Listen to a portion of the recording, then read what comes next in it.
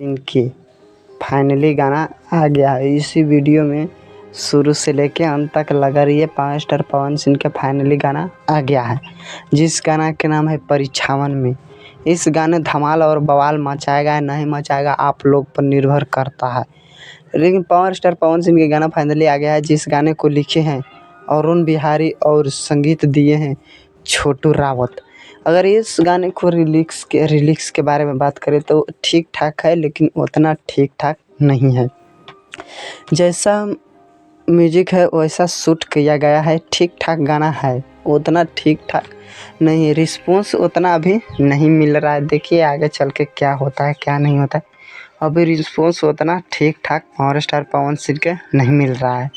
और बात करें कि जो अगला साल पिछले साल आया था, जिस गाना के नाम था पियर फेराक वाली, उसको रिकॉर्ड नहीं तोड़ सकता है। लेकिन ये पावर स्टार पवन सिंह के गाना उतना धमाल बवाल नहीं मचाएगा, लेकिन उतना बवाल नहीं मचाएगा भोजपुरी इंडस्ट्री में। और अगर इस गाने को नहीं सुने तो जाके सुनिए गलनायक म्यूजिक पर। धमाल और बवाल भोजपुरी इंडस्ट्री में मचाइए। पूरा वीडियो देखने के लिए धन्यवाद।